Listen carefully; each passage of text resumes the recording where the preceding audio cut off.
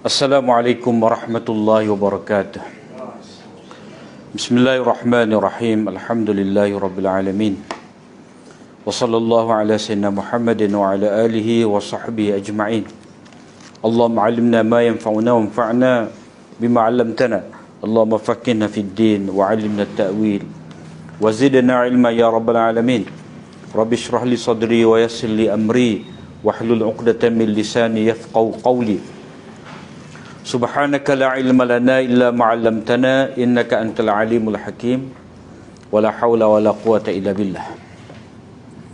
Muka surat 142.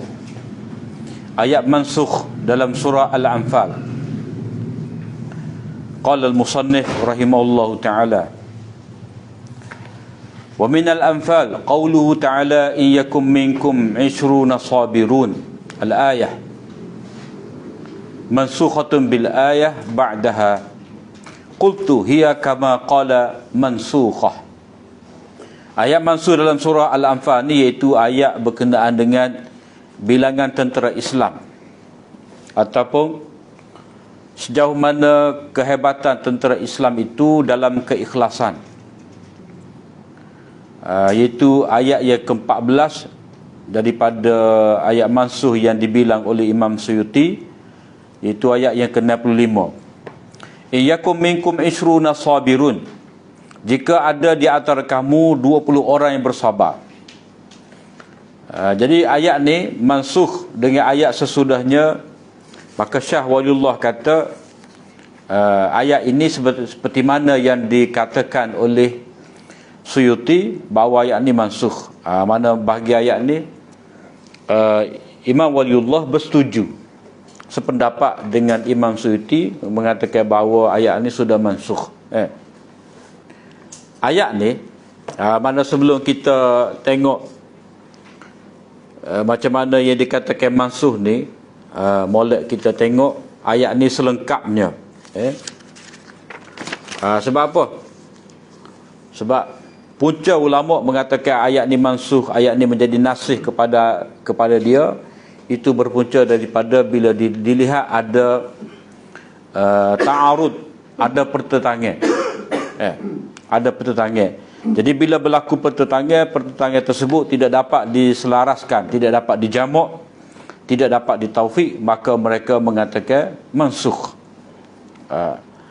Jadi untuk mengatakan mansukh terlebih dahulu, kita kena fikir wajah untuk beramal dengan ayat ni.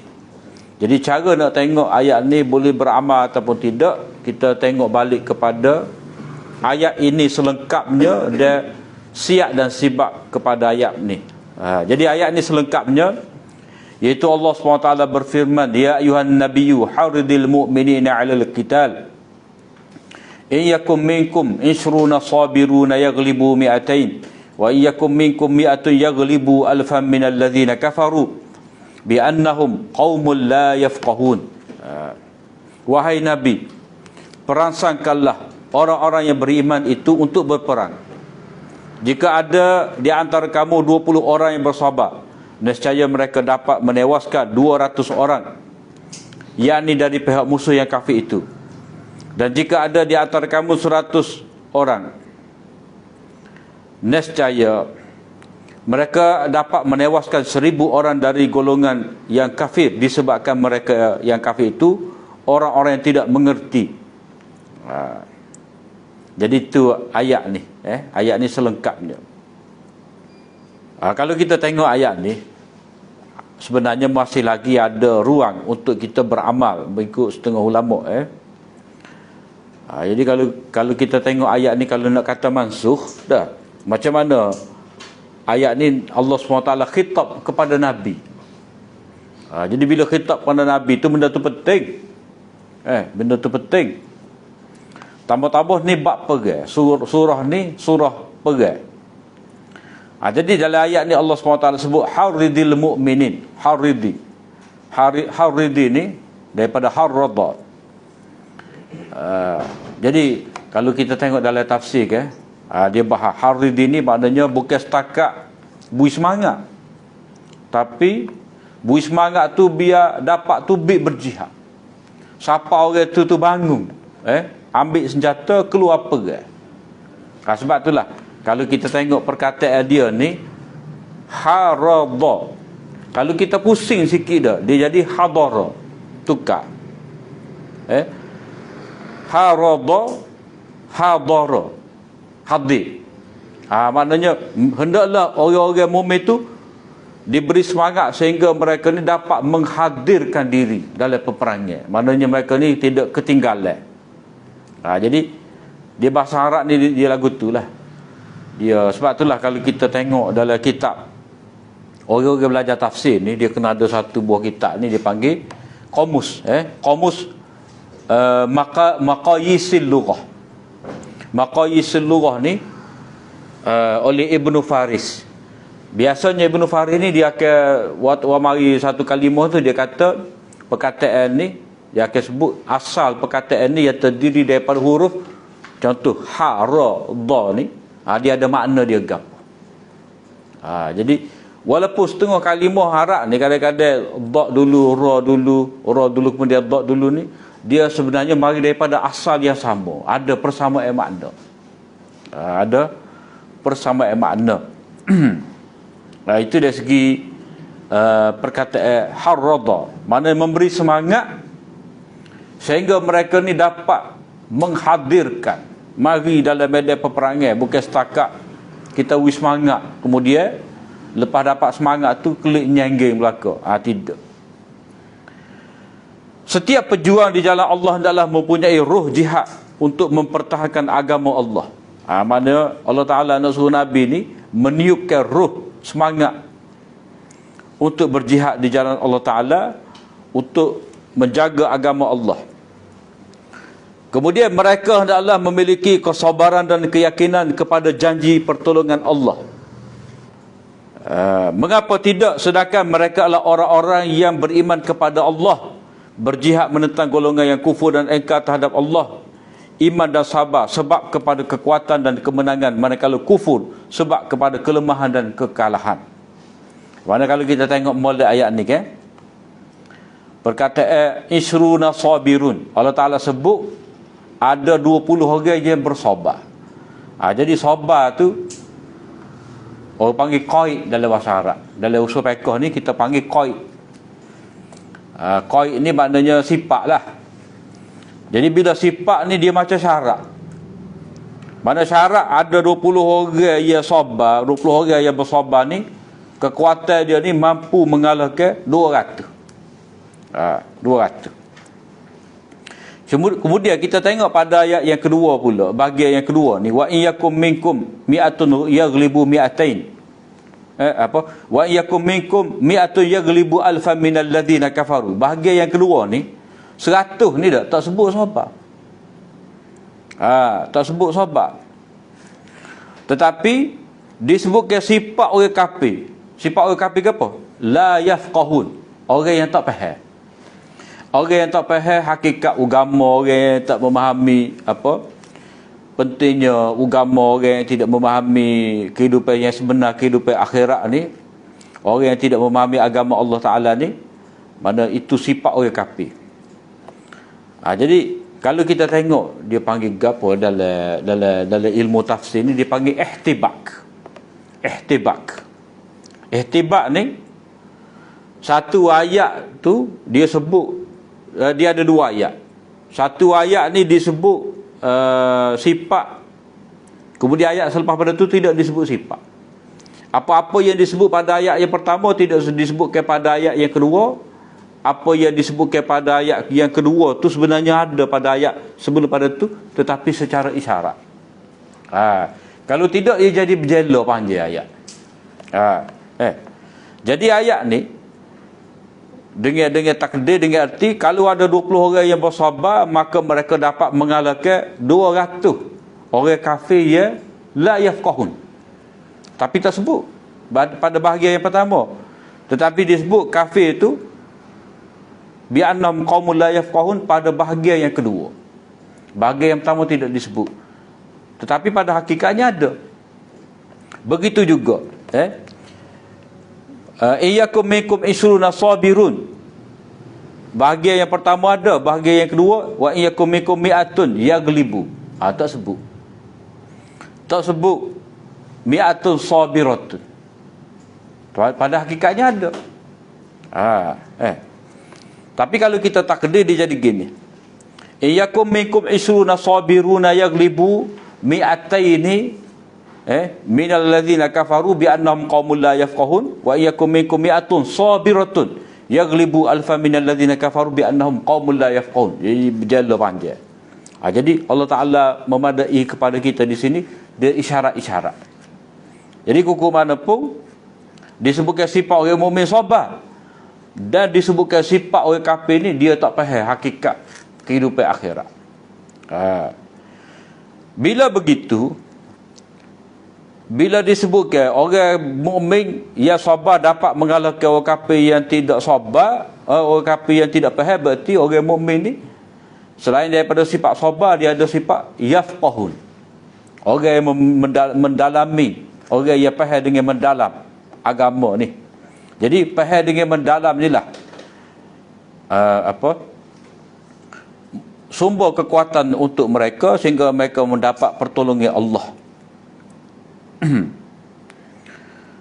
Jadi bila sebut orang kafir bahawa bila disebut orang kafir ni sifat mereka tidak faham dengan mendalam, maka secara automatiknya ataupun secara panggil mafhum ni, mana secara tersurat, secara tersirat orang mukmin ni yafqahun. Dia faham. Dia faham dengan mendalam tentang hakikat kehidupan dunia ni. Jadi dia faham itu sebab apa? Sebab Nabi telah memberi semangat rangsangan kepada mereka tu sehingga mereka ni bangun pergi perang. Sanggup korban harta benda nyawa tinggal ahli keluarga kampung halaman. Sebab apa? Sebab mereka yafqahun. Jadi kalau kita tengok makna-makna daripada ayat ni, kita nak kata mansuh payah tu. Agak payah. Jadi ulama yang kata ayat ni mansuh, dia kata mansuh dengan ayat selepasnya, nota 320, iaitu ayat al-ana khaffafallahu ankum wa alima anna fikum dha'fa fa iyyakum minkum mi'atun sabiratun yaglibu mi'atain wa iyyakum minkum alfun yaglibu alfaini bi idznillah wallahu ma'as sabirin. Sekarang Allah telah meringankan daripada kamu, yakni apa yang telah diwajibkan dahulu, kerana dia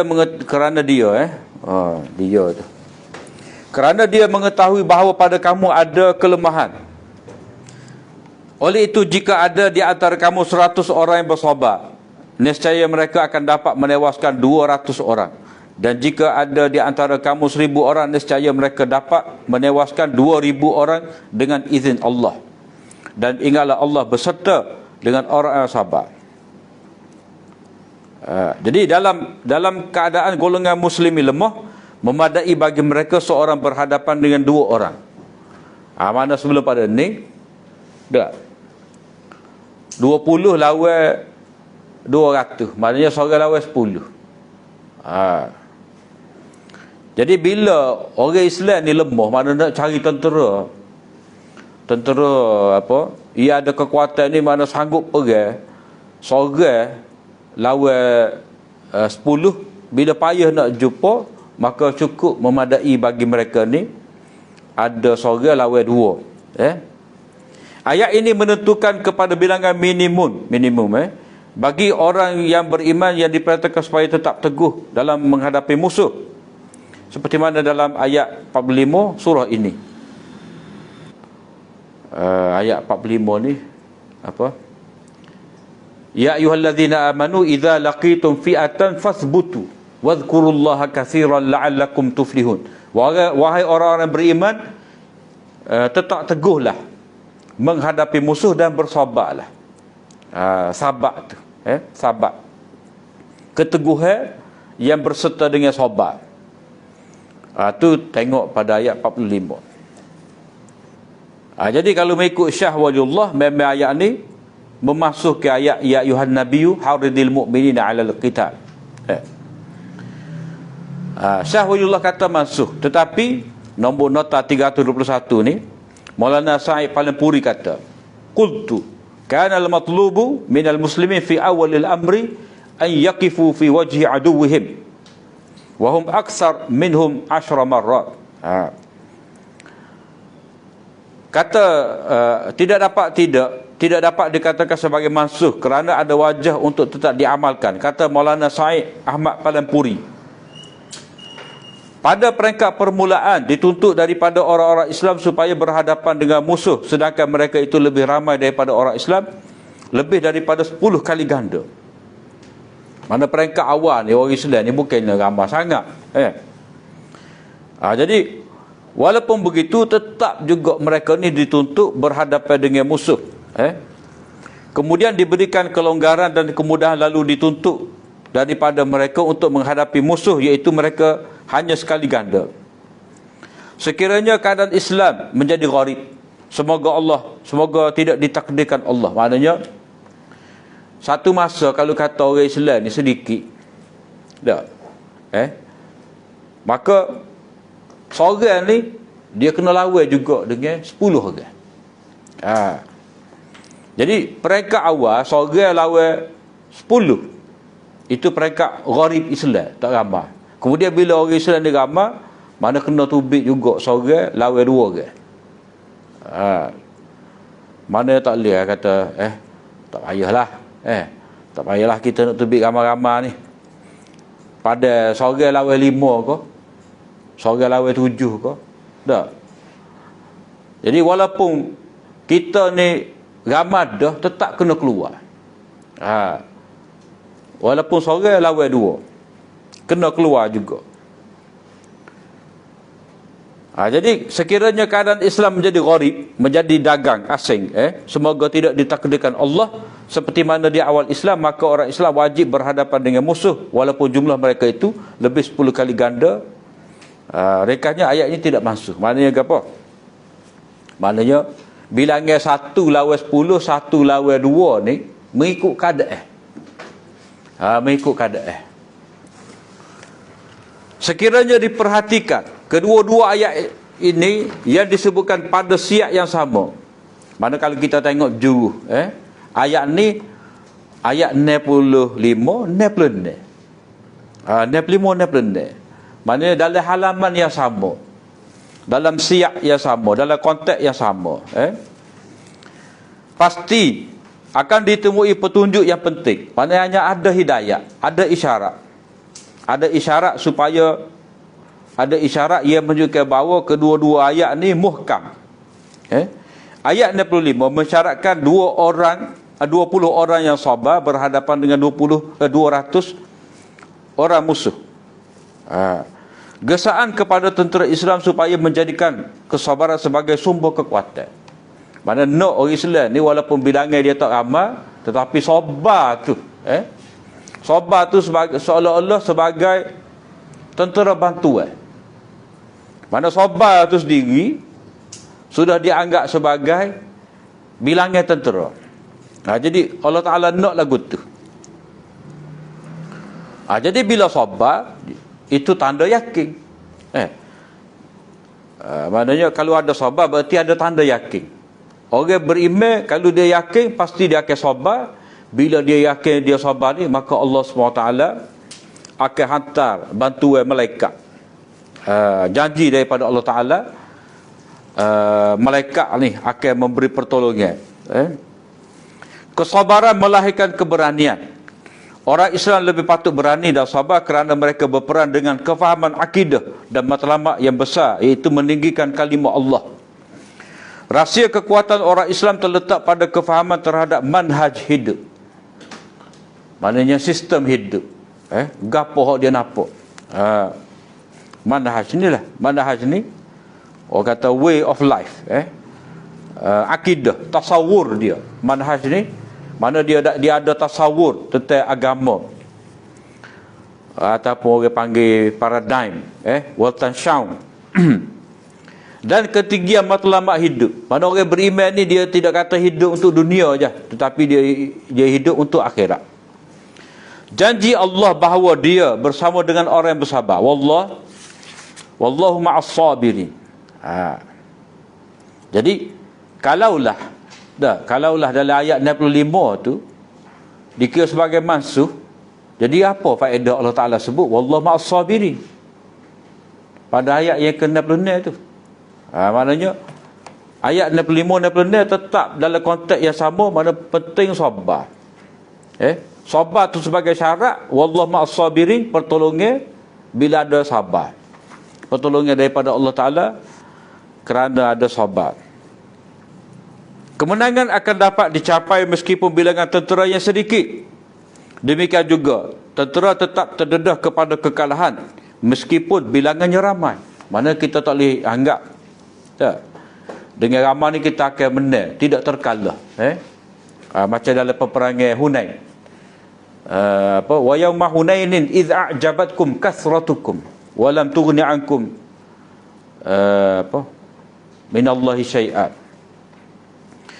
Yang ni pada waktu peperangan Hunain ni kamu mari perasaan kagum dengan bilangan kamu yang ramai ni. Maknanya kamu menganggap kita dengan ramai sekarang ini tidak akan kalah. Tiba-tiba bilangan yang ramai itu tidaklah menyebabkan mereka tu menang dalam peperangan tersebut. Dengan sebab itulah pada ayat 66 ni ditegaskan dengan izin Allah. Dengan izin Allah tu maknanya bila kamu cukup syarat tadi. Syarat ke apa? Iaitu sabar, yakin kepada janji Allah dan ikut ketetapan peraturan Allah Ta'ala dalam bab berperang ni. Gapo? Perintah-perintah Allah Ta'ala dalam bab perang ni. Kena ada sabar, kena ada keteguhan. Perang tu untuk meninggikan agama Allah, berkena kepada ghanimah. Jadi dengan izin Allah, yakni bukan dengan bilangan dan kekuatan tentera. Itu antara taujih yang diberikan oleh kebanyakannya ulama kemudian lah. Sebab ulama kemudian ni dia sebenarnya lebih cermat lagi. Kalau kita tengok terutamanya hak madrasah Rashid Ridha ni, hak mana ada pengaruh Syekh Muhammad Abduh ni. Oleh kerana mereka ni tak berapa setuju sangat nak terima ada ayat-ayat mansuh ni. Sebab demon ni dia kira ayat Quran ni seluruhnya hidayah. Bila hidayah tak ada mansuh.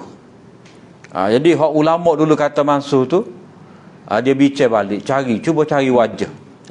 Sebab itulah madrasah ni orang panggil aliran Rashid Ridha ni lanjutan daripada Syekh Muhammad Abduh yang diikuti oleh Yusuf Qaradawi, Taha Jabir Ulwani, patut ramai lagi lah, Mustafa Maurari. Kebanyakan mereka ni mengatakan ayat-ayat ni tetap tidak mansuh, muhkam lagi. Termasuklah Abu Zahrah. Jadi kalau mengikut Abu Zahrah ni, pada ayat ni nak menceritakan perlu kekuatan yang ada pada tentera Islam tu, kekuatan jiwa dengan ada sabar dan keyakinan terhadap janji-janji Allah Ta'ala. Kemudian bila disebut 20 tu sebenar tak? 20 tu maknanya ulama sirah buat istinbat hukum dalam bab jihad ni, sekurang-kurang bilangan tentera hak dihantar oleh kerajaan ni dia kena 20 orang. Maknanya kalau ada satu rombongan, kita kata orang panggil apa ni, sariyah, platoon tak, battalion kau apa, squad kau apa, istilah dia lah. Kalau orang askar tu dia ada istilah dia lah. Mana sekurang-kurang satu pasukan ni orang panggil sariyah, dalam bahasa Arab sariyah dia kena ada 20 orang. Barulah mana 20 orang ni dia komando lah. Kalau kita komando, dia komando ni tak ramai dah. Tapi dengan tak ramai dia lah biasanya dapat bertindak. Kemudian kalau kita tengok zaman lah ni kan, kadang-kadang tentera bukannya ramai, muka pakai drone lah kau lah ni, guna bom, tak perlu ramai lagi perang. Jadi masalah bilangan di sini bukanlah yang menjadi isu sebenarnya. bilangan ni 20, 1 lawan 2 ke 1 lawan 10 ke, dia tidak isu sebenarnya. Hak isunya sifat-sifat tadi. Sifat sabar, sifat yafqahun. Hak tu hak penting.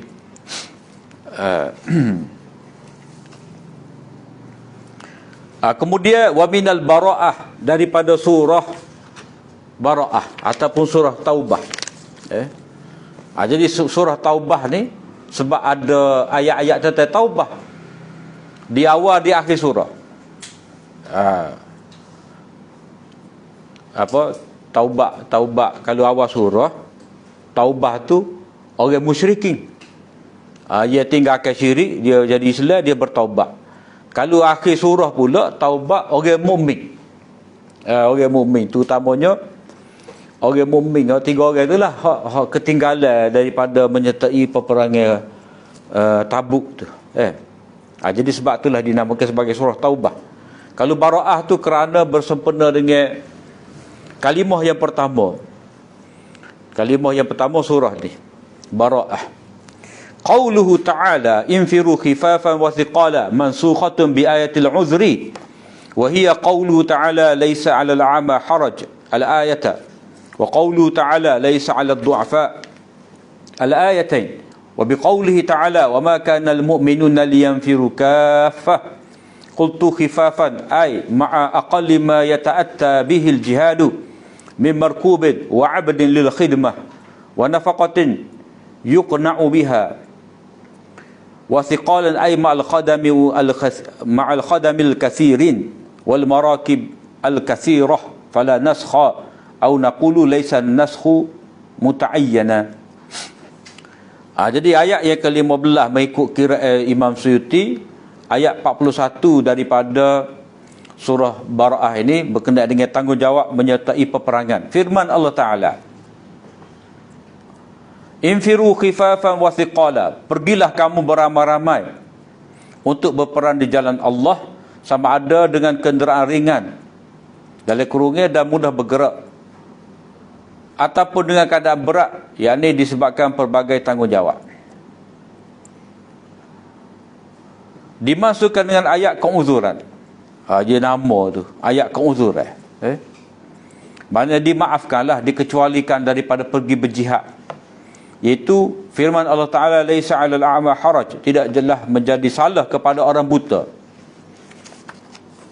Laisa 'alad du'afa, tidaklah orang-orang yang lemah menanggung dosa kerana tidak turut berperang. Dan juga masuk dengan ayat wa ma kanal mu'minuna liyanfiru kaffah, dan tidaklah betul dan elok orang-orang beriman keluar semuanya pergi berperang.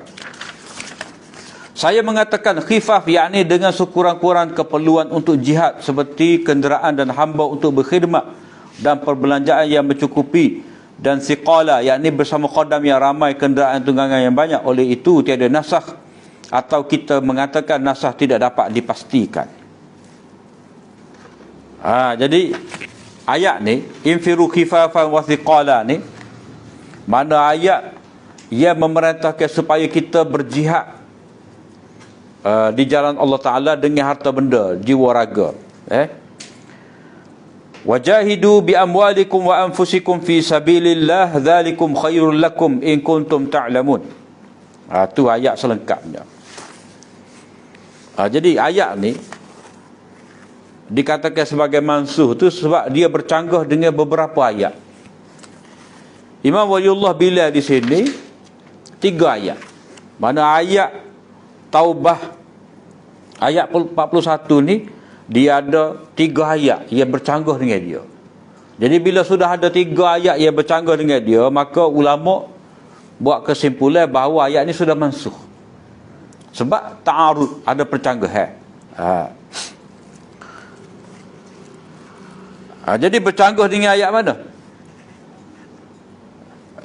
Laisa 'alal a'ma haraj, tidak mengapa orang yang buta tidak bersalah. Laisa 'alal a'ma haraj wala 'alal a'raj haraj wala 'alal marid haraj wa man yuti'illa wa rasulahu yudkhilhu jannatin tajri min tahtiha al-anhar wa man yatawalla yu'adzibhu 'adzaban alima. Tidaklah menjadi salah kepada orang buta, dan tidaklah menjadi salah kepada orang tempang, dan tidaklah menjadi salah kepada orang sakit, Yang ni tidak turut berperan kerana masing-masing ada uzurnya.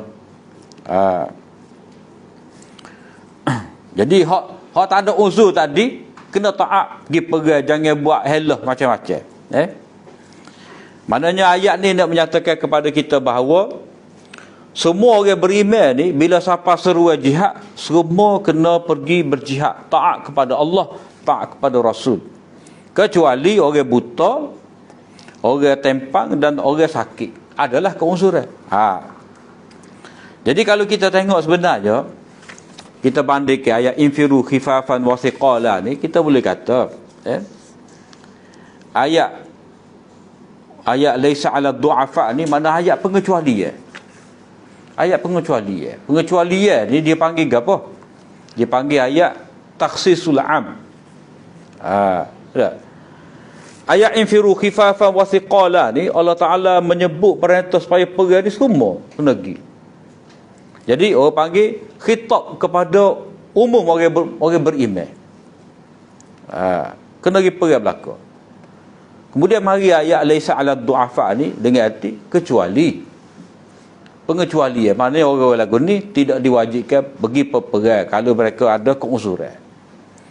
Jadi umum pada ayat infiru khifafan wa thiqala itu, umum dia tu sudah mansukh. Umum dia tu sudah maksus. Umum dia tu sudah jadi kecil dah sikit. Jadi ayat laisa 'alal a'ma ni dia panggil mukhassis. Ayat am dia ada ayat khas. Ayat am ni khitab am, ramai kena terlibat dengan ayat tadi dah. Kemudian ada ayat yang lebih khusus, kita panggil khas. Jadi khas ni lah sifat dia mentakhsiskan yang umum. Tu dari segi usul fiqhnya. Begitu juga ayat satu lagi, laisa 'ala ad-du'afa'i wala 'ala al-marda wala 'ala alladhina la yajiduna ma yunfikuna harajun idza nasahu lillahi wa rasulih. Ini pun lebih kurang sama juga dengan ayat surah Al-Fatah tadi, yang mana diberi kelonggaran kepada orang yang lemah tua dah, orang yang sakit, orang yang tidak ada sesuatu untuk dia beli kelengkapan senjata nak pergi perang ni, tak ada pitih. Lepas tu tak ada pula orang yang dapat memberi kepada mereka ni kelengkapan perang. Jadi tak apa dah. Tak kira nak pergi jadah gitu, tangan kosong. Tak ada, kita kata makna dhaifnya pada waktu tu tak ada kenderaan untuk pergi perang dan tidak ada senjata. Jadi pada ketika itu tak apalah untuk tidak pergi perang, asalkan mereka ni tidak sorok, mujur aku tak kena. Jadi Allah Taala kata idza nasahu lillahi wa rasulih, mana mereka ni memang nak pergi, memang mereka ni ada panggil nasihat kerana agama Allah, maknanya nak kebaikan untuk agama Allah, maknanya nak korban juga harta nyawa mereka jalan Allah Taala, tetapi oleh kerana mereka ni dhaif, mereka ni tak ada pitih nak beli pedang, tak ada pitih nak beli kuda. Lepas tu tak ada siapa pun nak pinjam kuda pada mereka, tapi mereka rasa sedih lah. Kalau kita baca ayat seterusnya tu menggambarkan demon ini adalah orang yang memang nak pergi perang sebenarnya, cuma dikecualikan disebabkan keuzuran tadi. Kemudian ayat satu lagi ni, wa ma kana al-mu'minuna liyanfiru kaffah, tidak sepatutnya orang beriman ni semua pergi perang berjihad, maknanya nak ada satu kumpulan tafakuh fiddin. Jadi hak bahagian ni ayat surah Taubah 122 ni dak. Ni hak keadaan lain. Ini keadaan lain. Wa ma kana lil mu'minuna liyanfiru kaffah ni maknanya keadaan perang yang mana jihad tu bersifat fardu kifayah. Mana orang mukmin ni tak perlu semua jadi askar. Nak juga ada satu kumpulan orang mukmin ni yang menumpukan masa mereka untuk tafakuh fiddin. Jadi ayat infiru khifafan wa thiqala ni Hendaknya orang beriman ni bila mari seru jihad fardu ain dia pagi. Infiru khifafan wa thiqalan, mana jihad fardu ain. Bila ada seruan jihad, wa izastumfirtum, bila kamu dipanggil supaya berjihad, maka fanfiru, kena keluar belaka. Mana hak tu jihad, orang panggil jihad fardu ain. Adapun wa makanal mu'minuna liyanfiru kafah ni, itu orang panggil jihad fardu kifayah. Nak jaga perbatasan, nak pergi serang negeri-negeri yang selalu menggugak orang Islam. Hak tu tak perlu semua pergi. Satu kumpulan kena tafakuh fiddin. Tu secara kasar kita boleh beri taujih, bahawa ayat ni tidak masuk. Tetapi kalau mengikut Syah Waliullah ni, tafsir dia lain sedikit. Infiru khifafan wa thiqala ni, Syah Waliullah kata apa? Saya mengatakan khifafan ni, mana pergilah berperang dengan khifaf, yakni dengan sekurang-kurang keperluan untuk jihad, seperti kenderaan dan hamba untuk berkhidmat. Maknanya kalau kita ada keledai je pergi perang, kena pergi juga. Kalau kita ada keris je, dengan keris je pergi perang, kena pergi juga. Maknanya dengan syarat yang minimum pun kamu kena pergi perang. Begitu juga dengan siqala, yakni dengan kelengkapan yang cukup pun kamu kena pergi perang juga.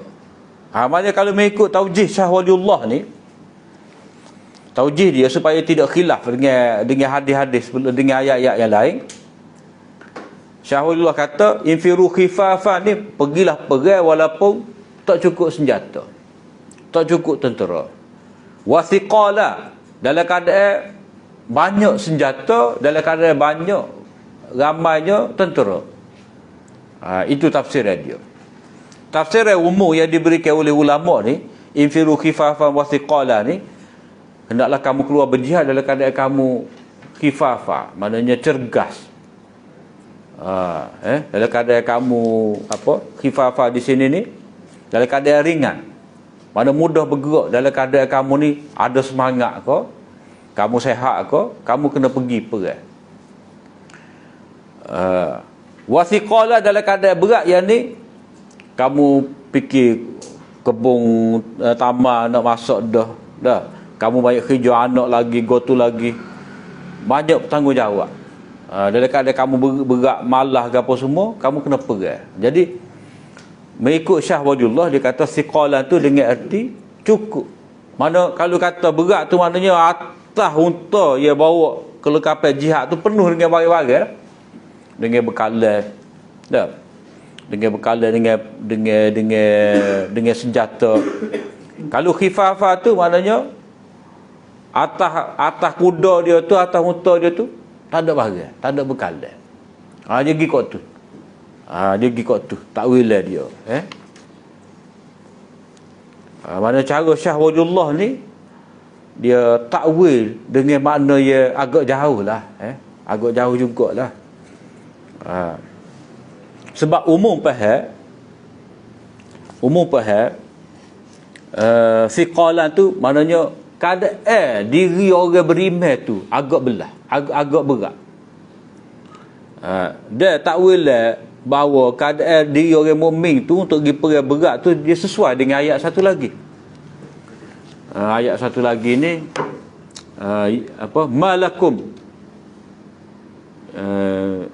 malakum idza qila lakum munfiru fi sabilillahi saqaltum ila al-ard. Surah Taubah juga, ayat 38. Ayat 38 surah Taubah, muka surat 193. Ya ayyuhalladzina amanu ma lakum idza qila lakum munfiru fi sabilillahi saqaltum ila al-ard araditum bil hayatid dunya minal akhirah fama mata'ul hayatid dunya fil akhirati illa qalil. Jadi kalau kita baca dia punya ayat ni kan, macam tak berapa masuk ni dengan takwil Syah Waliullah ni.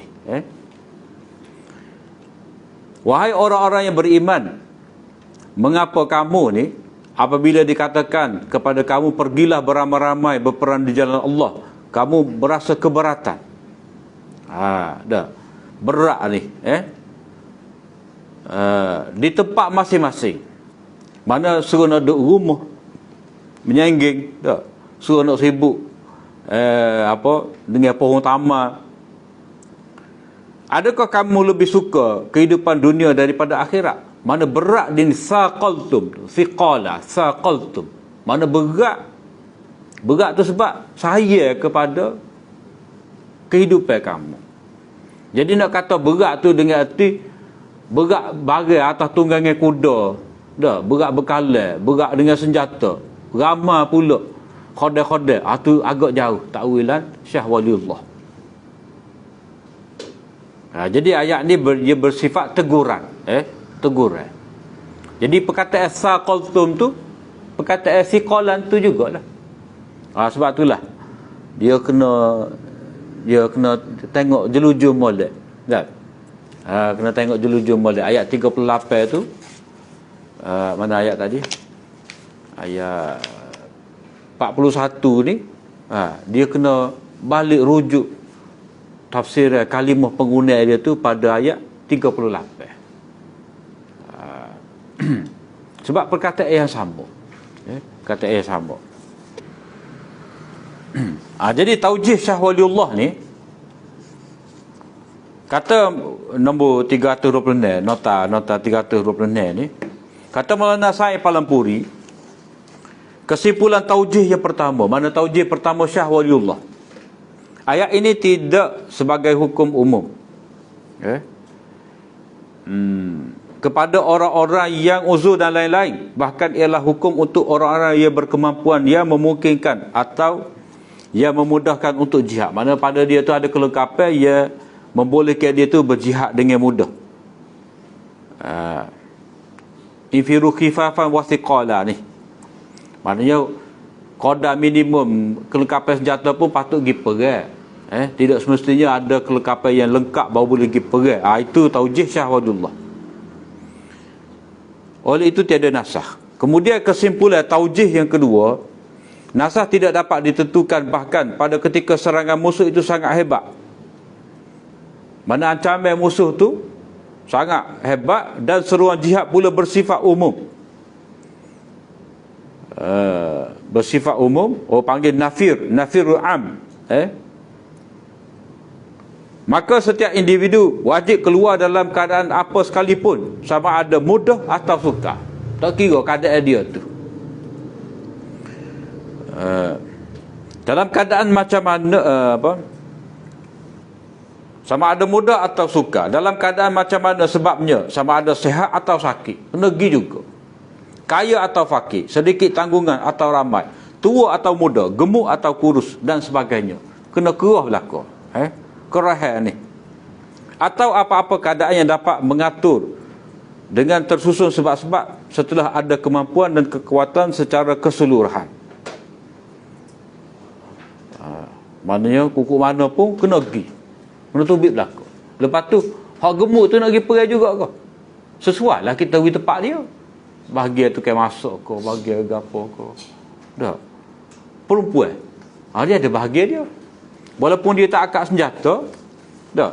Jadi bila orang panggil an-nafirul am, bila panggilan jihad ni, semua kena pergi belaka. Cuma susunan tu, orang ni bahagian ni sesuai mengikut istiadat masing-masing, kemampuan masing-masing tu sesuai tak mana dia tu. Takkanlah semua tu nak duduk depan belaka. Bahagian tu kan masuk ke gapo ke, bahagian ucai, bahagian jururawat. Jadi masing-masing tu ada peranan tu dalam peperangan ni. Ustaz, ya. Kalau ayat surah Taubah 38 ya, maknanya tubik belaka lah tu Ustaz. Dia ada pengecualian ke apa lah? tak ada. Dia kira ayat tu dia bersifat tegur. Tegur. Maknanya orang-orang musyrik ni dia akan nanti kamu semua. Tak? Kamu dalam keadaan bahaya. Jadi kamu orang beriman ni tak kiralah nak duduk saja. Tak pergi pergi. Maknanya orang beriman ni janganlah dia utamakan saya kepada harta benda, saya kepada nyawa dia, sehingga dia lebih suka duduk di rumah dia. Lepas tu benda lagu ni ayat seperti ni juga ada lagi iaitu dalam surah Baqarah ni, ayat berapa dia tak tulis sini kutiba alaikumul qital wa huwa kurhul lakum. Difardukan ke atas kamu pergi walaupun kamu tak suka. Maknanya pergi tu dia ada dua keadaan lah. Keadaan umum, dia keadaan khusus. Yang bersifat fardu ain, yang bersifat fardu kifayah. Jadi wajah ataupun jalan untuk beramal dengan ayat infiru ni ada tetap ada. Cuma tengok keadaan lah, tengok kepada keperluan negara pada waktu tu.